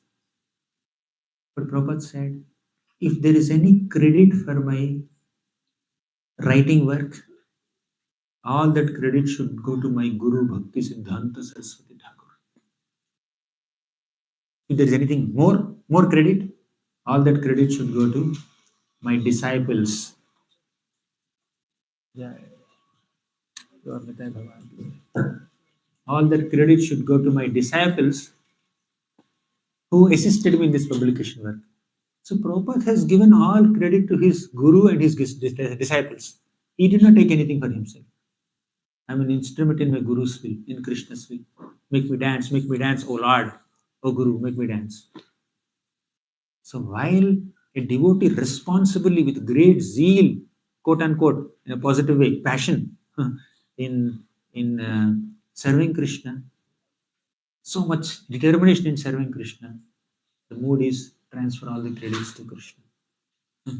So this is the nature of a devotee, to act as instrument in Krishna's will. And different devotees will be able to accomplish different types of services. To different degrees they will be able to serve. The peacock cannot fly so high, except the peacock of Shiva's son, Kartikeya. His peacock can fly high, but not every peacock. It can at the max go on the boundary wall. And there are some sparrows and some other birds that can fly higher. Eagles can fly much higher. Vultures can fly so high. So different birds are given different capacities to fly into the sky, and the Lord has bestowed that capacity. But similarly, a devotee also can glorify the Lord and serve the Lord according to the capacity given to him by Krishna. So we should not feel insecure or inferior, develop inferiority complex or envy or jealousy when someone else is doing better service than us, more service than us. We will serve according to our ability. They will serve according to their ability. We should do our best. We may not be the best. Hanumanji can bring big boulders. And squirrel can only push some sand particles and some little pebbles for the construction of bridge. Ram is pleased with both of them. Sudama can only offer poha. The other Sudama can only offer garlands. And Vidura can offer banana peels. Duryodhan can offer chapan bhog. But who pleases Krishna more? It's not about ability. It's about mood. Krishna is more impressed with the attitude behind our service more than the magnitude of our service. Magnitude of service is important, but attitude is more important. Okay, so these are some thoughts about being instruments in Krishna's will. Thank you very much.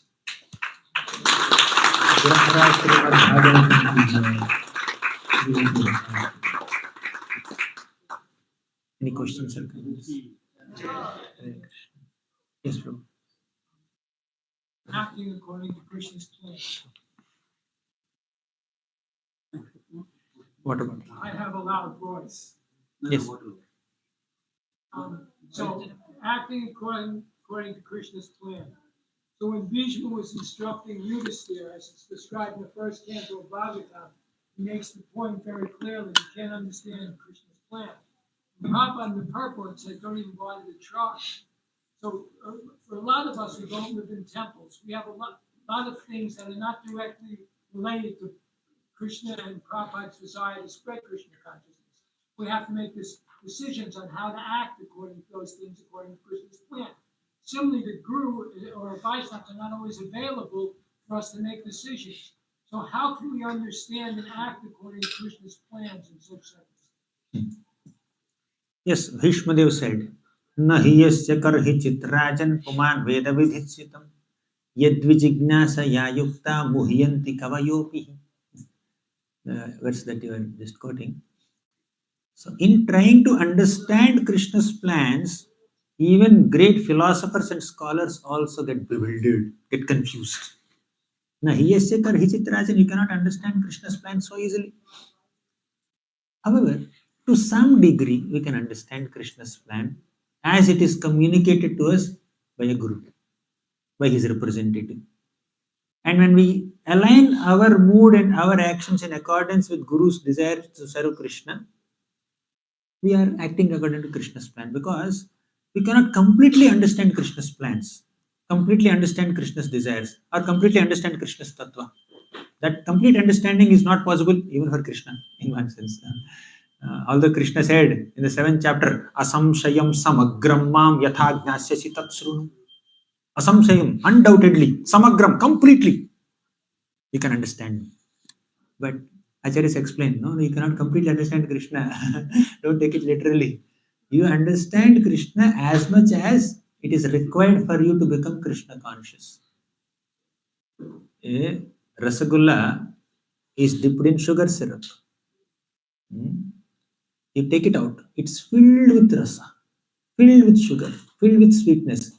You press it, you bite it, you squeeze it, only sweetness comes out. It's filled with sugar syrup.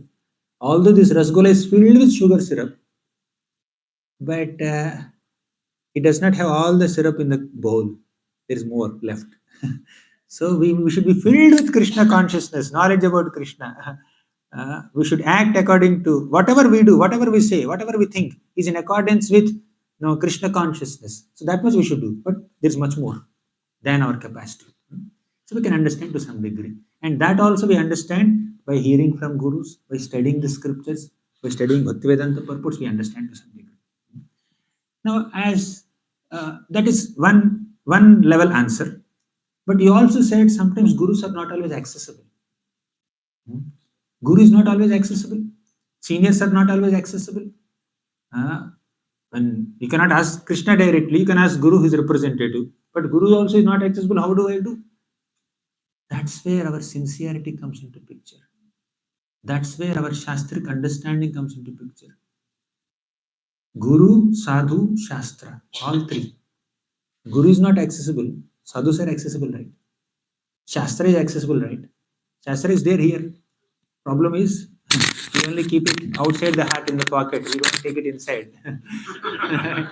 Earlier, there is limited accessibility to books also. When we were studying in our initial days of ashram 14 years back, we had one library with a couple of Bhagavatam sets. Whoever wants to take Bhagavatam, they have to borrow one volume. They have to read for a few weeks, and the librarian will tell me. I borrowed one book, 7th canto, I think. I read a few chapters. Still, some more chapters are pending. The librarian asked, "When are you returning the book?" Yes, Prabhu, I'll read. So I just increased the pace of my reading and written the book to the next volume. But after a couple of years, somebody gifted me a Bhagavatam set. Okay. So I was using it. Limited accessibility, but more appetite. More accessibility. I will not say that. So accessibility depends on our eagerness. When we are eager, it becomes accessible to us. So now, what is accessibility to Guru? Guru gives teachings. Guru has a certain mood.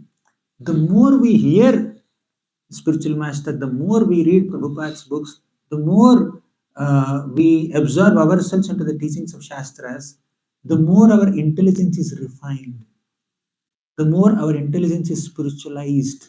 With that spiritualized intelligence, with more experience, we take certain decision that is very much in line with what Guru's expectation and Krishna's expectation. Krishna said in Bhagavad Gita, Dadami buddhi yogam tam yena mam upayantiti. Dadami buddhi yogam tam. I will give you the necessary intelligence to act appropriately. But for him to give the necessary intelligence, what should we do? Tesham satata yuktanam bhajatam priti purvakam. When we do bhajatam, bhajan is our sadhana. When we do our sadhana sincerely, when we do our seva sincerely, when we do our swadhyaya sincerely, when we associate with devotees in the sangha sincerely, Krishna will give us the necessary intelligence to understand what is right and what is wrong. He will give us the understanding of his mood, his plan. So Guru, Sadhu, Shastra. When Guru is not accessible, Sadhu is accessible. When both are not accessible, Shastra is always accessible to us. So this triangle, we need to keep ourselves within this triangle. There's a triangle there, Guru, Sadhu, Shastra. In between, we should be there. There is profuse access to knowledge, wisdom, direction, inspiration. Still, some very critical decision is there on a practical plane. You can wait for a while till they become accessible. Now they are busy traveling. After 10 days, they'll come back. Then you can ask, you can write a mail, you can send an SMS. So sometimes these are also there on the practical plane. But in principle, Guru, Sadhu, Shastra, all three are there. So as long as we have access to all three, our decision making and our actions will be appropriate. Further, as far as understanding Krishna's plan is concerned, I have another shloka, first canto, third chapter. Sukadeva Goswami says, Saveda dhatuhu padavim parasya duranta viryasya rathanga pani yomaya santataya anuvritya bhajeta tatpada saroja gandham. Saveda dhatuhu padavim parasya. Who can understand the glories of Krishna or the mood of Krishna? Yo amayaya, one who serves him without any reservations. Santataya, one who serves him without any interruptions, inconsistencies. Anuvritya, one who serves by following the footsteps of great souls favorably. By rendering unreserved, unmotivated, uninterrupted, favorable service to Krishna, we will understand Krishna's heart. Not completely, to some degree, as much as we are supposed to understand. As much as the Rasmalai can hold milk. Rasmalai cannot hold all the milk in the universe. But Rasmalai can hold that much milk that it has capacity. That's required. That's what it is. Rasmalai is called Rasmalai because it holds Ras. Right? So it cannot hold entire Ras in the entire universe, but it can hold completely. Whatever it can hold, that much it should hold. If you squeeze all Rasa from Rasmalai and call it Rasmalai, where is Rasa here? Right? So does it make sense to me? Yeah. Yes, please. Thank you so much, Prabhuji. So, I have a question about when you talk about Krishna's plan, right? We have to be in tune with Krishna's plan. So, my mind might say that, oh, Krishna wants me to sing because I have a good voice, or Krishna wants me to give a lecture because I can speak well, or Krishna wants me to do the service on the altar because I can do well. But my mind also might tell that Krishna doesn't want me to do the menial service like mopping or cleaning. So, this is like a Maya also acting on me. So how do I know actually what Krishna therefore wants? we should not listen to the mind.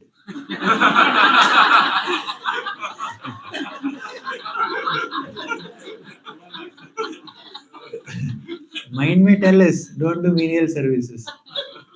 But when was Lord Chaitanya Mahaprabhu impressed with Pratapadra Maharaj? Pratapadra Maharaj arranged for accommodations. Of all the 200 or 300 devotees who are coming from Jagannath Puri for 4 months, he arranged prasadam for them. He arranged accommodation for Lord Chaitanya Mahaprabhu himself. Kashi Mishra's house is arranged by Pratapadra Maharaj. But Mahaprabhu says, I will not meet him. He's a Vishayi, I will not meet him. But when Lord Chaitanya Mahaprabhu saw Pratapadra Maharaj brooming in front of Jagannath ji, Mahaprabhu became so impressed, and Kaviraj Goswami says that 3-4 times. So mind will tell us, don't do menial services. You should, whatever you do, that should have public attention. You should lead kirtans. You should give lectures. You should do worship, not worship behind curtains, worship in front of everybody. When curtains are open, you offer Maharati. 1,000 people are. Mind will tell us. So, our seniors taught us this principle. 3 services are very much attention attracting. When you are asked to do those services, you can do. When somebody comes to you with a chance, can you please do these services, then you can do. That also with some hesitation or whatever. But menial services, you can always volunteer. You know what are the 3? One is leading kirtans. Second is giving lectures. Third is worshipping the deities. These 3 are very attention attracting. Everybody's attention is on the deity. Right next to the deity you are there when you are doing Maharati. Deity service is brooming, mopping also. Go to the puja paraphernalia room and then clean the floor. That is also deity service only. But this has some attention attraction. So if somebody is offered, can you please do Maharati, then you can do. Can you please sing? You can do. Can you please sing means not in chorus, mic, right? So when somebody asks you, can you give a lecture? Can you give a talk? You might accept. So at least lecture has some preparation, some meditation, some knowledge required. But Kirtan, once you learn it, you can launch it anytime. Arati, simple. Once you learn it, it's like you can do anytime. So menial services like cleaning, mopping, subjugating, prasadam serving, all these kinds of simple services, they may not require so much of specialization or expertise. Anybody can do. Such kind of services sometimes we need to take up. If one manager is very busy, he may not be able to do it, but the inclination is there to do. So mind may tell us so many things, but we need to see what the Shastra is saying, what the sadhus are saying, what Guru is expecting, what Krishna is expecting ultimately. Does it make sense? Yes, Mataji.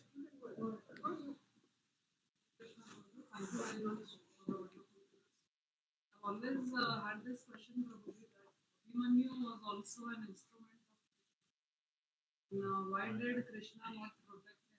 Why did he allow him to die like that?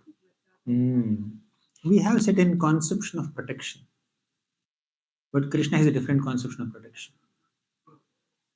When Ashwathama released the Brahmastra to kill Parikshit Maharaj within the womb of Mother Uttara, Krishna protected him. At that time, Parikshit was nobody. The only tag he had was, he is a descendant of Pandavas. So Krishna protected. But when Shamika Rishi's son Shringi cursed Parikshit Maharaj to die within 7 days, Krishna did not quote unquote protect him. Why? By the time Parikshit Maharaj is a very accomplished warrior king who could subdue even Kali. Although Kali Yuga season has come, he is not allowing Kali to flourish.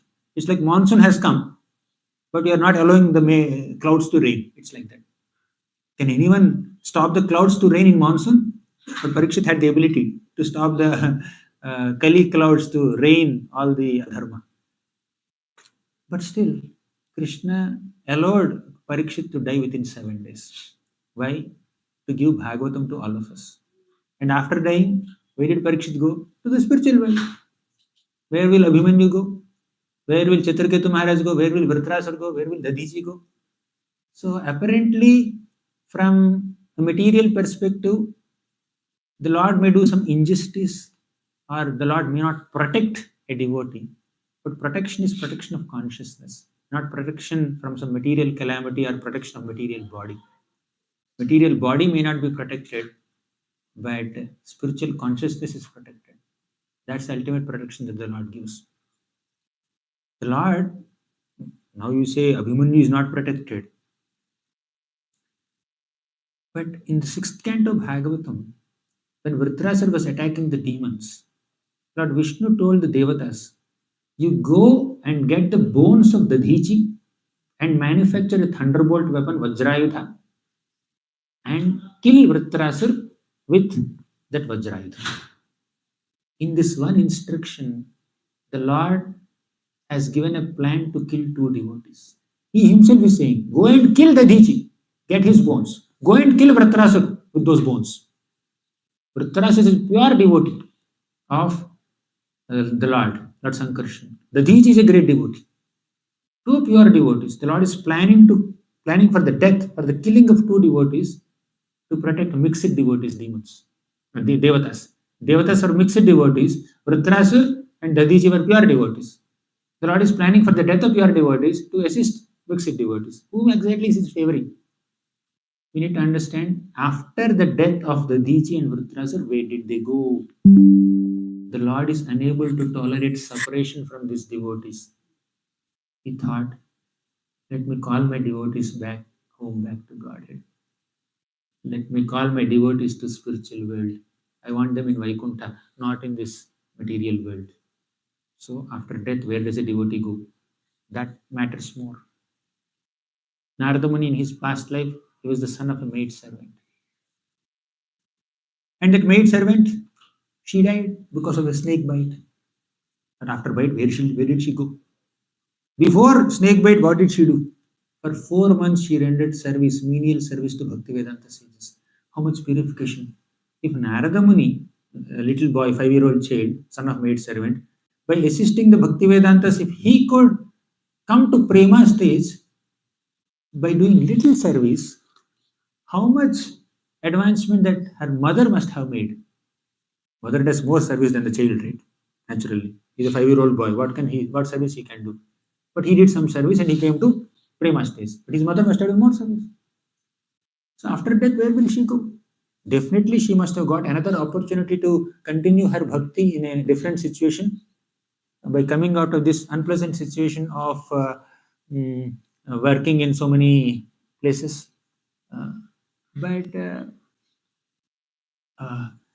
Or she must have gone to the spiritual world also. So we need to understand that the Lord will never do injustice to his devotee. Apparently, from a material perspective, a devotee may face some reversals, but the Lord will never do any injustice to a devotee. Evening we'll discuss that. New Jersey. Tolerance and reversals. Does it answer your question, Anjali? Not related to this topic, but I always have this question. What is the difference between Bhakti Yoga and Buddhi Yoga? Okay. Bhakti Yoga is the main, essential, conclusive lesson or teaching of Krishna. When they say Buddhi Yoga, it's like engaging your Buddhi in your connection with Krishna. That Buddhi Yoga can take the form of Nishkama Karma Yoga or Bhakti Yoga. In the second chapter of Bhagavad Gita, Krishna speaks, the first time he speaks this Buddhi Yoga. So in that context, Vishnu Thakur writes, this Buddhi Yoga refers to Nishkama Karma Yoga here. Means work with detachment. When you have intelligence, you will be detached. When you don't have intelligence, you look forward for enjoyment. He spoke this Buddhi Yoga right after Sakama Karma. When the second chapter is transiting from Sakama Karma to Nishkama Karma, Buddhi Yoga comes into picture. That is Karmanyeva Adhikaraste Ma Phaleshu Kadachana. So that Buddhi Yoga refers to Nishkama Karma Yoga in the second chapter. But in the 10th chapter, Dadami Buddhi Yogam Tam Yena Mamapayantiti, that Buddhi Yoga refers to Bhakti Yoga. And then Prabhupada says Buddhi Yoga and Bhakti Yoga are same. Same. But here it's Buddhi Yoga is Karma Yoga. Buddhi basically is intelligence. How should we take it? Buddhi Yoga is intelligence.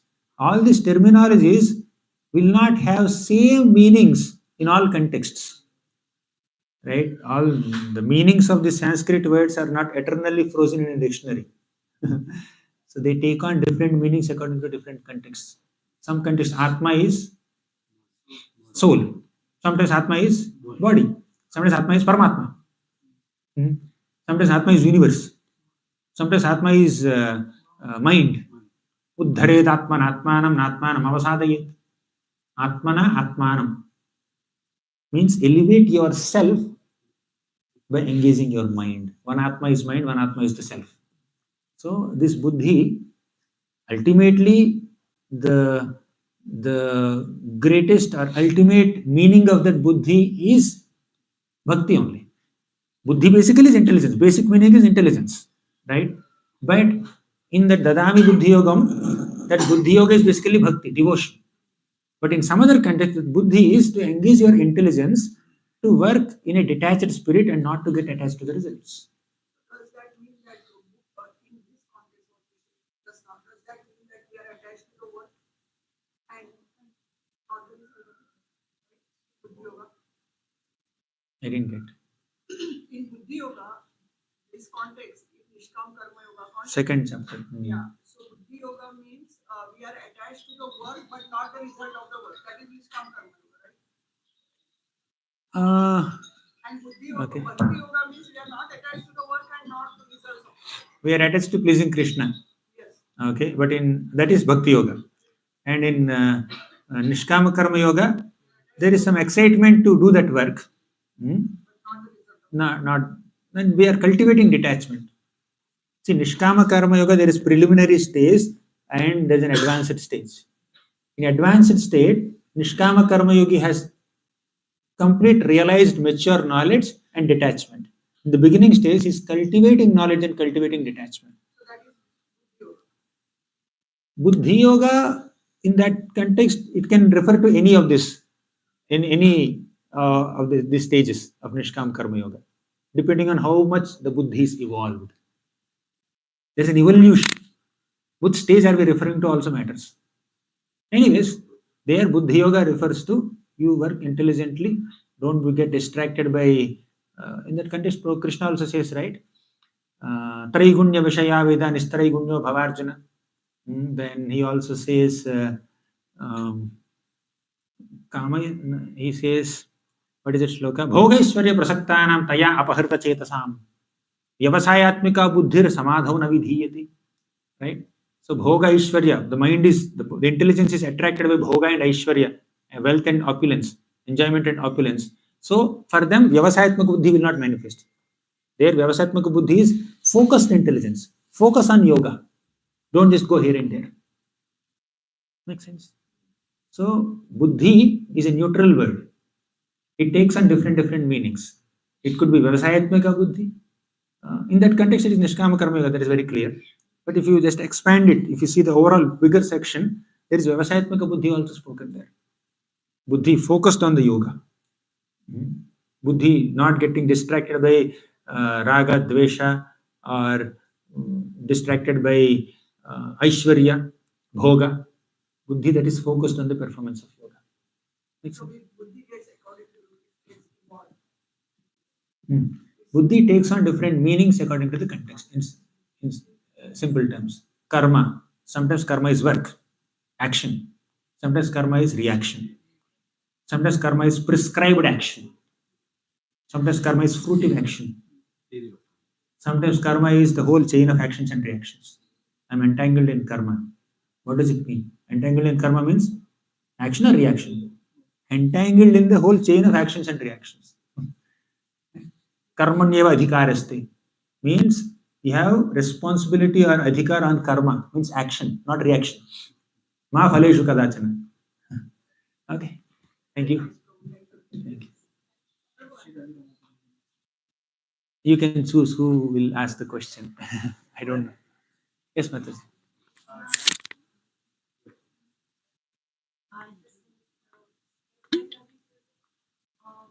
There's such a modern and affectionate way explain to us the simple truth, the essence of serving together at the congregation in the temple, and what that forget the essence of any type of service we do is to develop affection and love for Krishna and be pleasing and not disturbing without attitude and service to those around us. Very often in the temple we forget this simple truth and we become very eager to think or prefer different type of services for attention like you described. And some people who doesn't have talent or ability feel very inferior or feel not good enough to do any type of service. So by explaining that such a nice and sweet way, it's just harmonizing our minds and harmonizing our way how we think. So, how much? Thank you, Mataji. Need your blessings so that I just don't speak this but also imbibe the spirit. Hare Hari Hari. It's 1:35. I think we spoke for more than 2 hours. Prabhuji has a question. Yes, Mataji. Maybe we lecture I don't know how. I have one question. You said, there should be difference between care and control. So how do we know that we are controlling or caring? And how can we make others understand that this care not control? Good question. Very practical and relevant question. Care is in Sattva Guna. Control is in Rajoguna. When you are caring for someone, there should be some control also. But that control should be controlled by care. The control should be that control should be under the control of that control should be under the control of care. If control takes the control and care is sidelined, then it's Rajoguna. Parents care for the kids. And the kids are just going here and there. Hey, don't go there, come here. It's a control. There is a restriction. The mother or the father are not allowing the child to just go here and there, and they're controlling the child out of their concern, their care for the child. So, our ultimate aim in a spiritual community is to care for the devotees. So, while caring for the devotees, you may control them to some degree, you may restrict certain activities out of concern for them only. Now, when you're traveling in a flight, the air hostess will come and say, put seat belt. There may be turbulence, right? If you don't put it, hey, you have to put. Can you please put? The please also comes in a little forceful way. We are not putting, right? But there's a care involved there. There's a reason behind that control. So when we cultivate mode of goodness and ultimately bhakti unto Krishna, the control that we do is also a part of care. But when we are overwhelmed by our position, that gives us some kind of controllership, where we think care is also a part of my control. Then we are basically deviating from that consciousness, a desired consciousness. In this world, there are two categories of souls. Prabhupada writes in the 3rd canto, 5th chapter, last purports. He says there are two types of living entities. One set is completely dedicated to serving the Lord. Other set is they want to control, they want to lord over the material nature. So these are contaminated. This is contaminated consciousness, and this is pure consciousness. But the third category is there is a mixed consciousness. They want to serve the Lord also. They want to control the material nature also. They want to lord over the material nature also. Such people are made as managers of the material world. They are the devatas. Many of them. Some devatas are pure devotees also, but many devatas are more into control. That control is a service to the Lord, right? So sometimes control is a very, very important element to serve a community. But that control should always be subordinate to the caring mentality. And we need to keep on questioning our purpose. Also, why am I controlling? Why am I imposing this restriction? Why am I legislating this rule, this policy, this protocol? Is it out of my my intention to care for the devotees or just want to restrict them, show my authority, boss over them? That we need to keep on questioning ourselves, and we need to what to say, reflect, introspect, and pray, Krishna, whatever rules and regulations that I'm imposing or protocols or policies that I'm setting, that I should be doing in the mode of serving these Vaishnavas, not to control them. I don't want to control any of your Vaishnavas. They are under your care. How can I control them? How can you control someone who is under the care of Krishna? Not possible. But as a part of my service, I'm doing this. You please help me, guide me. You should always take guidance from experienced senior devotees. Does it answer your question? Okay, we'll conclude. Sorry. So I'm also controlled by time.